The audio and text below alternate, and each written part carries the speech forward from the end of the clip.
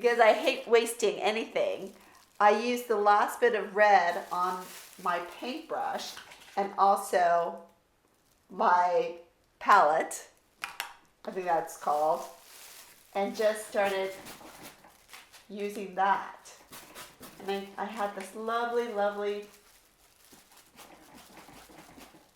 reddish pink tone, and I'm excited to see where this will go. Oh yes, I've resorted to wearing plastic gloves to protect my hands because I was washing my hands so much and they were getting so dry that I've now resorted to this.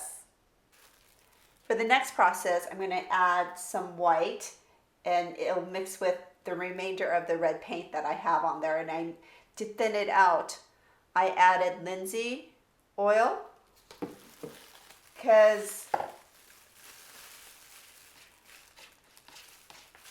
what I was told is when you do oil painting,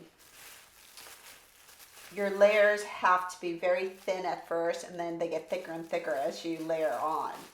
So that's what I'm doing. I am learning as I go along. I'm not scared of making mistakes.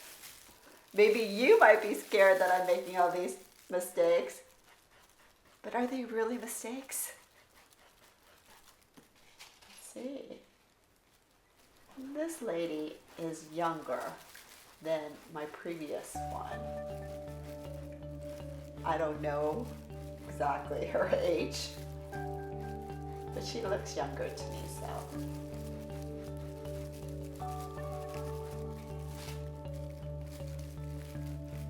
What I love about this is I never know what I'm going to get.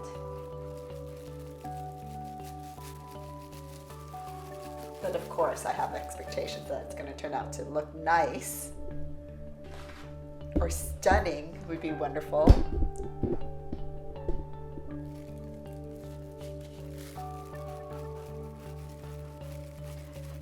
But I have to tell you, I do have regrets of waking up in the middle of the night and painting over the artwork that I had created about 2 weeks ago. I was just waiting for the oil to dry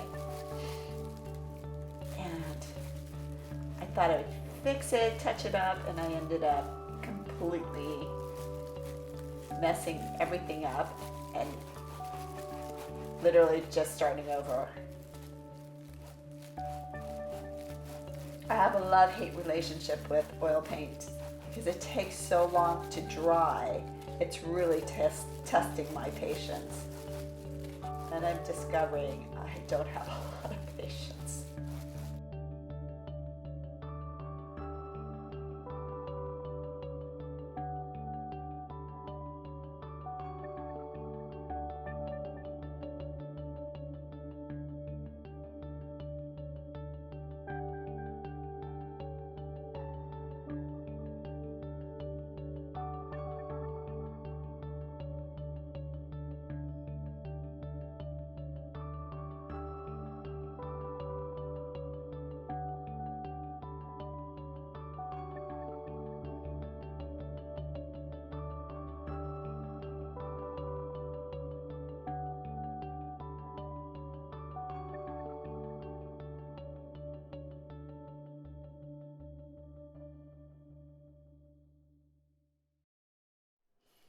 I was not envisioning this, but I am loving it. I did not envision the blue coming out of her face. This is where I will lay down my wings and perhaps add another set of wings here or even down here. But every moment is so exciting because I think I'm going to start off doing something and it completely transforms. It's just like writing. When I think I know where the beginning, middle, and end will lead me, I even do the outline of the story. But then as I start writing, the characters have a life of their own.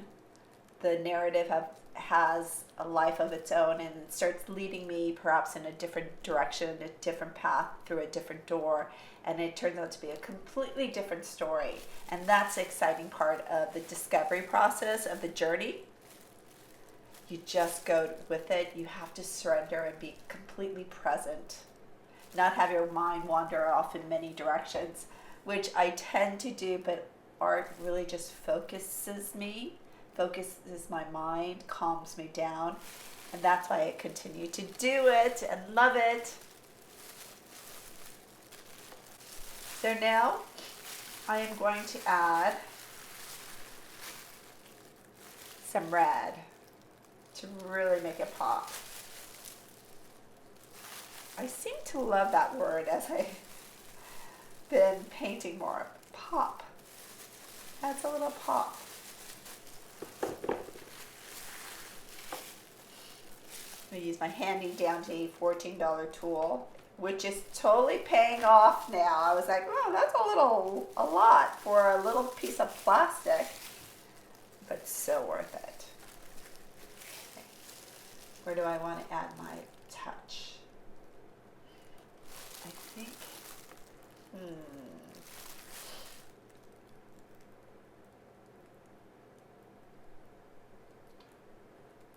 I think I'm going to darken this portion of the red right here. No? Maybe even down here. Ah! What to do? Where am I feeling it? Maybe here. Right?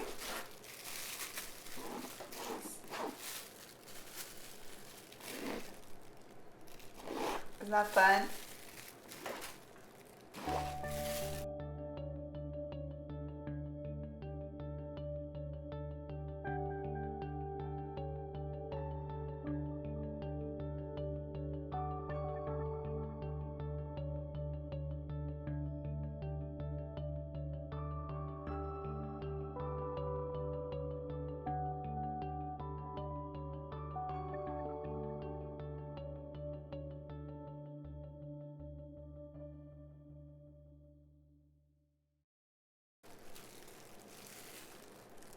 Okay, I'm gonna have to leave it alone before I start screwing stuff up.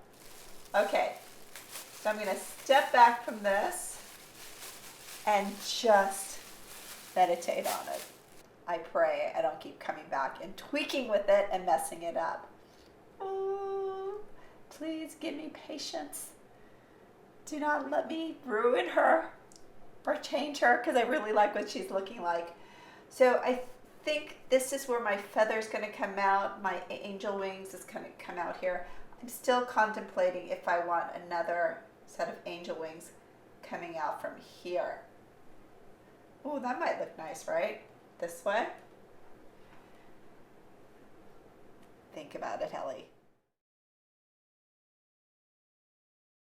Today I'm sick as a dog, but instead of taking my advice and staying away and waiting for the oil paint to dry, this is what I did at 3 in the morning. Oh no, what did I do? She looks a little funky to me. But I'm going to work through my illness and make her glorious. I am still so sick as a dog. I had a sore throat and fever all weekend.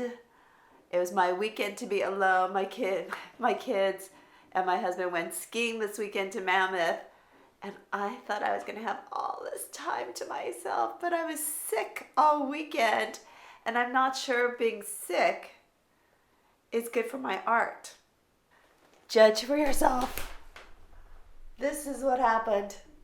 She has transformed quite a bit since this weekend. For good or for bad, I'm not sure. But I hope you're coming along, and I hope we're going to work very well together. But in the meantime, lady, I am going to put you aside so I am not tempted to work on her anymore, to touch her up until the paint dries, and then we'll revisit her in a little bit, okay? All right. She likes me.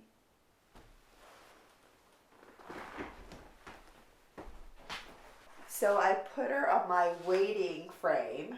This is the frame that I'm not supposed to touch because it's so fragile. I'm afraid it's gonna topple over. So when I'm waiting for something to dry, I just leave it on this frame so I'm not tempted and it doesn't fall forward. So just stay.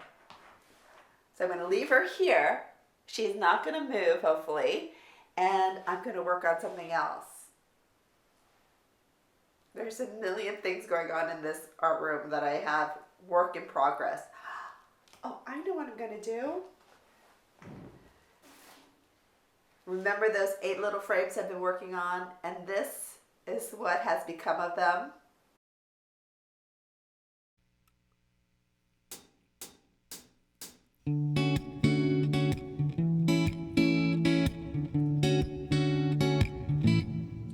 You're as sweet as chocolates. I take a little bite and I feel really nice. You're a treat, I promise. You make me feel alive as the moment is right. The way that you gently melt on my tongue, take like the berries you could take from a tree. You could see the way I'm happy when you're with me. So stop and stare for longer and you'll see.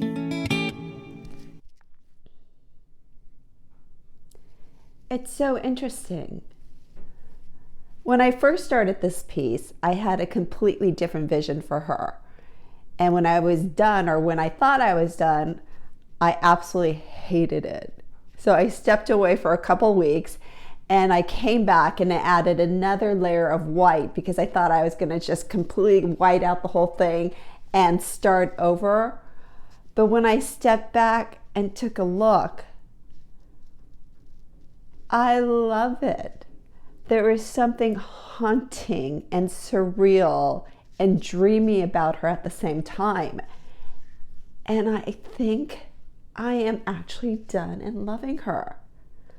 She is different from the sister piece that I did, titled Hera, but that's okay. She's a unique individual. They are both unique individuals, like we all are. So if I could just pry myself away from her and just let her dry and do her thing before I add the feathers on. Ooh, I love this piece now. All I have to do is add the red border, my signature, and then the feathers. And I'm not sure if I'm going to use the same book that I used for her sister now because she's a unique individual. And I have to pick the right book for her. And I will know that when the time comes. I love this book. It is a book about women young and older who are trailblazers, who set a path for us all so that it's easier for us to follow after them and then create new pathways for the generation behind us. And I love what the 3 authors have to say here. It really was quite touching and inspiring. It says, each of the 100 stories in this book proves the world-changing power of a trusting heart. May these brave pioneers inspire you. May their portraits impress upon our daughters the solid belief that beauty manifests itself in all shapes and colors and at all ages. May each reader know the greatest success is to live a life full of passion, curiosity, and generosity. May we all remember every day that we have the right to be happy and to explore wildly. Now that you are holding this book, yes I am, all we can feel is hope and enthusiasm for the world we're building together. A world where gender will not define how big you can dream, how far you can go. A world where each of us will be able to say with confidence, I am free.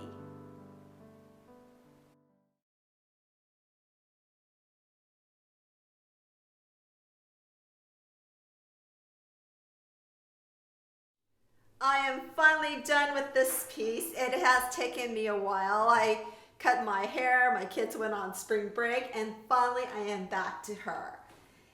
I did not want to rush the piece. I did not want to rush naming her because, ironically, I hated this piece when I first started. I thought I was just going to trash over it and paint over it, but It has become one of my most treasured pieces. And as I was cutting each feather, laying it down, I kept thinking, she is a queen.